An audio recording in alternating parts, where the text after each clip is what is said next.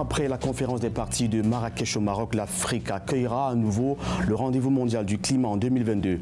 La COP27 se tiendra en Égypte du 7 au 18 novembre avec pour ville hôte Sharm el-Sheikh, une cité balnéaire nichée entre l'est du pays, entre le désert, la péninsule du Sinaï et la mer Rouge. Les enjeux de cet important rendez-vous sur le climat, c'est la question au menu de cette édition d'Africa Newsroom tournée à Libreville, au Gabon, en marge de la Semaine africaine du climat. Sur ce plateau, Augustin Djamchi, juriste très impliqué en matière de politique environnementale et de gouvernance. Il est entre autres cofondateur et président du comité technique et politique de la Pan-African Climate Justice Alliance. Bonjour et bienvenue. Bonjour Robert. Samuel Gaïdji, directeur des affaires politiques de l'UNOCA, le bureau régional des Nations Unies pour l'Afrique centrale. Ravi de vous avoir. Bonjour, ravi également. 10 ans après la COP21 en France, l'Afrique attend toujours la matérialisation de l'engagement pris par les pays développés de financer à hauteur de 100 milliards de dollars par an des initiatives permettant d'atténuer le réchauffement climatique dans les pays en développement. Est-ce là le principal enjeu de la future COP ? Merci. Je pense que le principal enjeu de la future COP se trouve évidemment dans ces questions de financement, mais avant tout dans une réponse intégrée.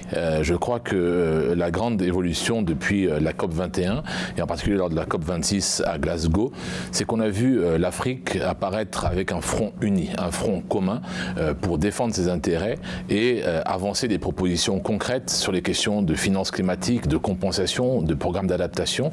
Et je pense qu'il y a une accélération du processus. Je pense que cette fois-ci, on va vers une vraie prise en compte des intérêts et des préoccupations du continent africain. Parce que si aujourd'hui le monde est focalisé sur l'impact des changements climatiques, comme on l'a vu cet été sur les chaînes de télévision européennes ou occidentales, on oublie qu'en 2021, par exemple, 80%, je dirais, des déplacements dans un pays comme le Burundi ont été causés par l'impact des changements climatiques.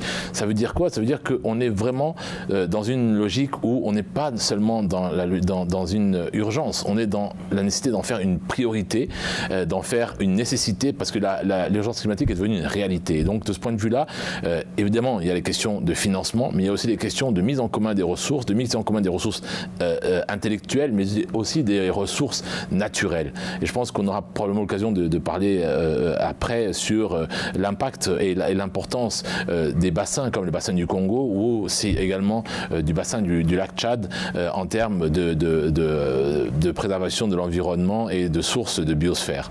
Monsieur Augustin Djamchi, les gens qui nous regardent se disent « ça fait longtemps qu'on entend ce discours ». Est-ce que vous les comprenez, eux qui ont à un moment l'impression qu'on se fout d'eux, je m'excuse du terme, parce que des années que ça dure, on a l'impression que les choses n'avancent pas, des discours et que des discours. C'est tout à fait normal que la population pense qu'on s'en fout d'eux, parce que cet objectif d'avoir 100 milliards par an a été discuté il y a de cela, je crois, 11 ans, depuis Copenhague 2009, jusqu'à aujourd'hui. Et on trouve qu'on n'arrive même pas à mobiliser ce financement. Le pays de financement qui est mobilisé, la question de l'adaptation, qui est une priorité africaine, n'est même pas considérée là-dedans. Voilà pourquoi, étant à Glasgow, ils ont décidé de doubler le financement pour l'adaptation. Mais ça reste peu, parce que l'Afrique seule a besoin de beaucoup d'argent pour l'adaptation, qui est une priorité de notre continent. À ce propos, le Gabonais Tanguy Gaouma Bekale, président du groupe africain des négociateurs, parle de 700 milliards de dollars au lieu des 100 milliards de dollars de départ. Ça veut dire que vous êtes de cet avis complètement? Totalement de cet avis. Parce que vous avez vu, depuis des années, le financement climatique qui est sur le terrain reste concentré sur l'atténuation. Alors, notre problème en Afrique, il est vrai qu'on doit faire les efforts pour l'atténuation, mais notre priorité est l'adaptation. L'article 9 l'accord de Paris dit que le financement climatique doit quitter des pays développés envers les pays en voie de développement pour l'atténuation et l'adaptation. Et pose en disant que ce financement doit être prévisible et cibler les priorités et stratégies des pays en voie de développement. Quelle est donc notre priorité? C'est l'adaptation. Bon, vous regardez que il y a un rapport sorti par CPI qui dit le financement climatique entre 2019 et 2020, c'était 632 milliards. Dans ces 632 milliards, on a seulement eu 46 milliards pour l'adaptation. Ça veut dire quoi? Ça veut dire que l'adaptation reste l'orphelin. Donc, les pays africains ne sont pas contents parce que l'adaptation qui est notre priorité n'est pas prise en compte comme il fallait. Monsieur Samuel Gaïgui, comment continuer d'espérer alors même que les 100 milliards, c'est-à-dire une somme minorée au maximum, comment s'attendre à cette somme multipliée par 7 quand la somme de départ n'est déjà pas mise à disposition? Oui, comme vous le savez, nous représentons dans l'Afrique centrale les Nations Unies et vous aurez constaté que lors de la COP 26 à Glasgow, le secrétaire général des Nations Unies, M. Antonio Guterres, a été le porte-parole, le porte-voix des pays en développement, justement sur ces questions en termes de nécessité d'accélérer la mise à disposition des ressources, comme le disait notre ami, sur la question de l'adaptation.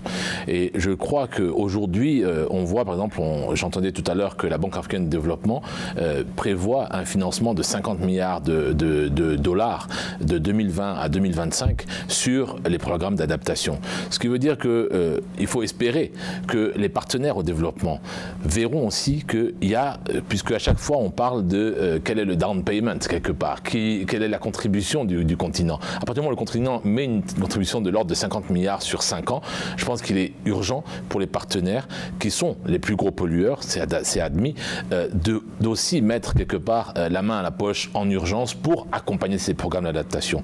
Alors, nous, les Nations Unies, comment est-ce qu'on se positionne sur ça? D'abord, comme je disais tout à l'heure, on voit de plus en plus l'Union africaine et les commissions économiques régionales prendre à bras le corps la problématique du changement climatique et dont son impact sur la stabilité des espaces sous-régionaux. Et donc, voir également comment certaines zones, comme le bassin du Congo, qui, faut-il le rappeler, est aujourd'hui la première source de carbone net au monde aujourd'hui, le premier réservoir. Donc, c'est pas rien aujourd'hui. Maintenant, cette même réserve constitue un potentiel pour l'humanité, pour la communauté internationale. Donc, il faudrait aussi qu'il y ait une responsabilisation de tous les partenaires au développement pour que ces mesures d'adaptation, comme on le disait, soient accélérées, qu'il y ait des programmes, qu'il y ait des financements concrets, en privilégiant les populations vulnérables, mais souvent les périphéries aussi, parce que souvent, quand on parle d'impact du changement climatique, c'est les zones côtières, c'est les zones frontalières, c'est les zones où finalement, malheureusement, il n'y a pas beaucoup de couverture médiatique, mais c'est là où les gens souffrent le plus. Et donc, c'est là où il y a une complémentarité entre le travail que peuvent faire les Nations Unies, les agences de développement, pour accompagner les programmes des gouvernements dans le contexte de stratégie régionale. Et j'annonce ici, je pense que vous le savez, que la CEAC, la Commission économique pour les États d'Afrique centrale, est en train de développer une stratégie d'adaptation régionale au changement climatique. Et je pense que tous ces efforts-là méritent d'être soutenus et il faut espérer qu'à la COP27, il y aura suffisamment de visibilité et de plaidoyer pour que les partenaires mettent la main à la poche, comme je disais, et accélèrent la mise à disposition des ressources. Monsieur Njamchi, comment, dans un contexte africain où les affres climatiques sont les plus visibles, un continent africain qui regorge le bassin du Congo, deuxième protecteur de la planète, je vais m'exprimer ici après l'Amazonie, pourquoi on leur demande de participer, de contribuer, pourtant ils sont en droit d'attendre tout? Vraiment, c'est une question qu'on devait poser parce que ce n'est pas seulement la participation à l'atténuation. Notre forêt est en train d'atténuer les effets du changement climatique ou bien éliminer les gaz à effet de serre. Mais il y a un énorme effort dans l'adaptation. Selon une publication par Tiefond, on dit en anglais, dying to adapt, mourir pour adapter. Il montre que les pays subsahariens, 11 pays, y compris le Cameroun, dépensent 5 fois leur budget pour l'adaptation que pour la santé. Ça veut dire quoi en effet? On meurt, on paye pour l'adaptation avec notre santé. Cela est injuste. Il faut regarder ça. L'effort qu'on fournit, que la nature fournit aussi, c'est-à-dire notre forêt, ne se limite pas là-bas. Les gouvernements, les États, les peuples sur le terrain souffrent et s'adaptent. Ils veulent ou ne veulent pas, ils s'adaptent. Donc, ça devait être pris en compte. Voilà pourquoi nous avons baptisé le COP27 comme le COP des peuples africains, pas le COP d'Afrique. Parce qu'on a eu beaucoup de fois, quand il y a le COP en Afrique, on dit souvent COP africaine. Mais à la fin de compte, ça ne reflète même pas les fardeaux des peuples africains. Nous avons décidé dans la société civile africaine pour baptiser ça le COP des peuples africains, là où ils seront sur la table des négociations pour dire ce qu'ils sont en train de faire, pour dire au bon monde ce qui souffre. Mais pas seulement la souffrance, mais les objectifs, les techniques de s'adapter qui doivent être prises en compte. La COP27, la COP que M. Augustin Jamshi baptise la COP des peuples africains, sera-t-elle la bonne? On se retrouve en deuxième partie de Africa Newsroom dans quelques minutes.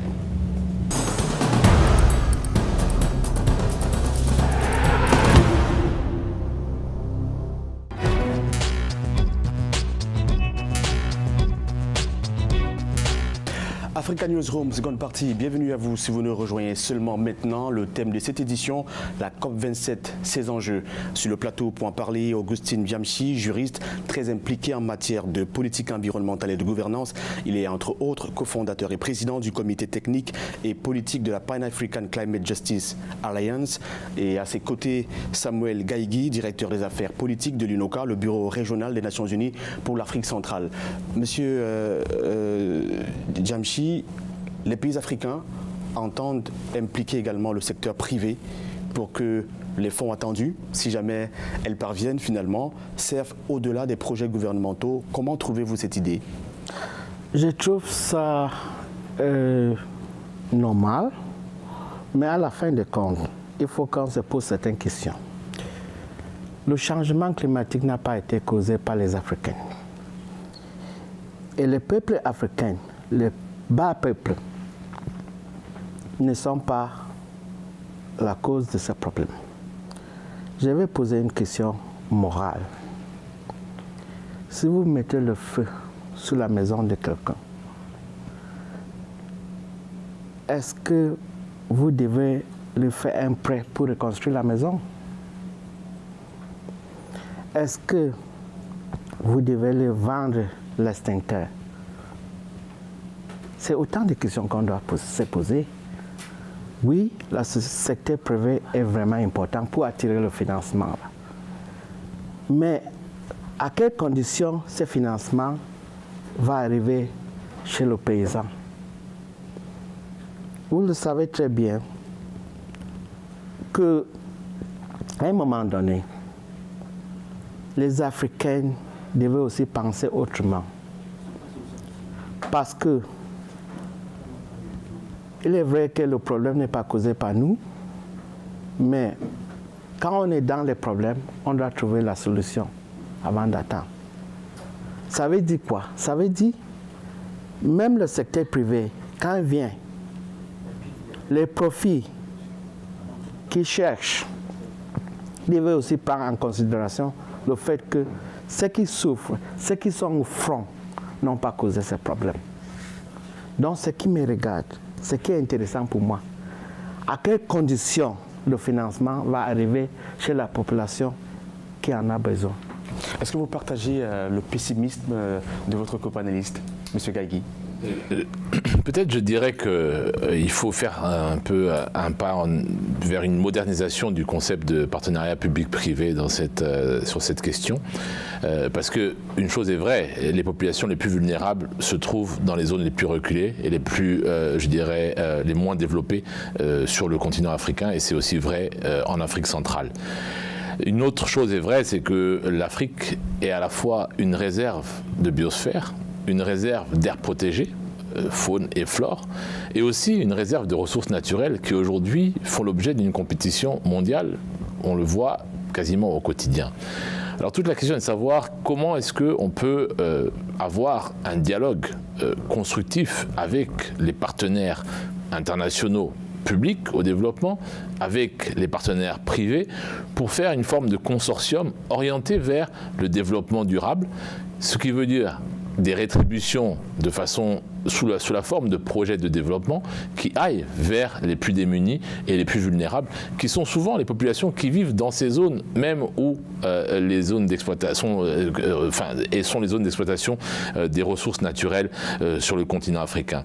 Donc je pense que moi je serais un peu plus optimiste sur le sens de me dire aujourd'hui le moment est venu d'avoir ce dialogue à trois entre l'Afrique, les partenaires publics au développement, les partenaires privés qui sont de plus en plus intéressés sur les ressources dont regorge le continent africain, pour avoir une discussion constructive et voir comment, dans les 50 à 100 prochaines années, on aide aussi le continent à absorber un élément important, c'est l'urbanisation, parce que de plus en plus, on est dans une urbanisation accélérée sur le continent africain, et également le fait que c'est un des continents qui aura la plus grande croissance de population.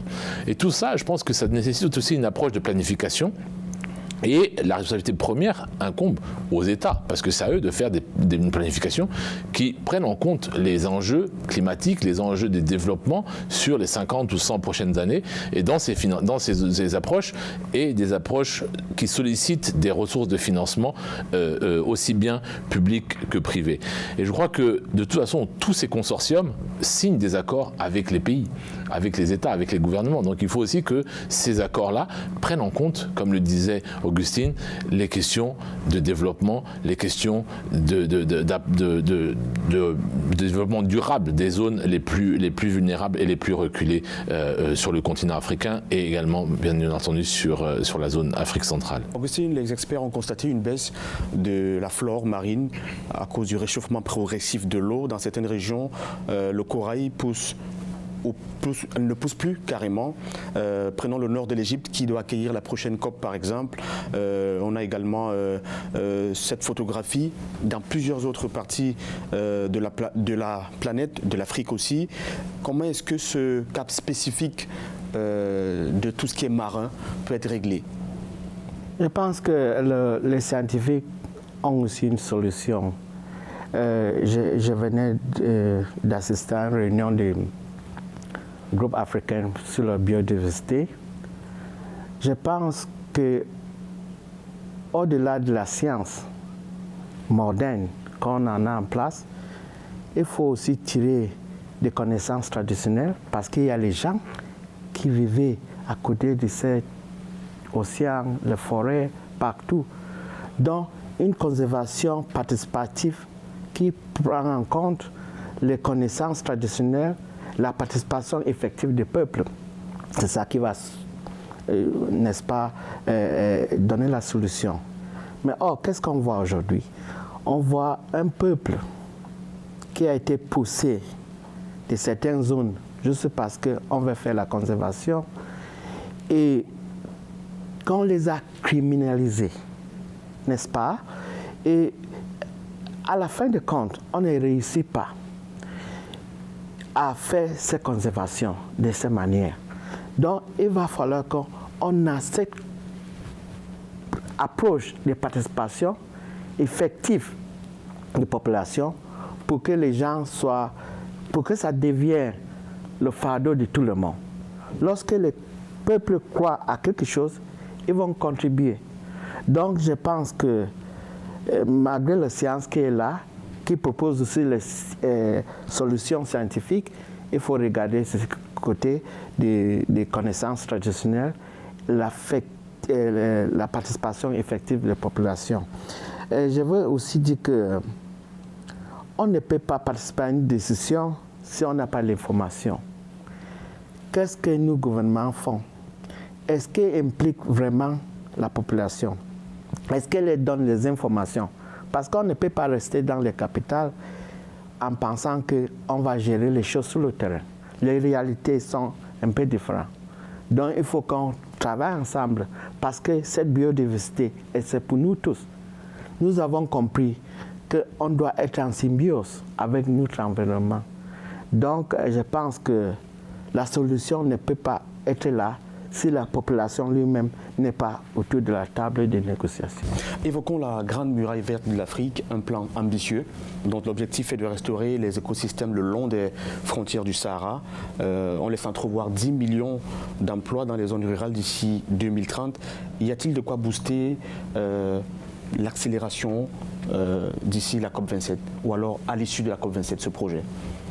Je pense que la COP27 est dans quelques semaines maintenant, donc je pense qu'il faut être un peu réaliste et probablement en faire un élément qui pourrait sortir de la COP27 et être concrètement proposé à des partenaires au moment de la COP27.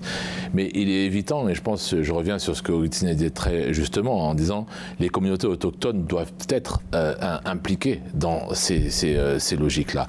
C'est une chose d'avoir des projets ambitieux, c'en est une autre de voir comment est-ce qu'ils se traduisent par des actions concrètes au niveau local.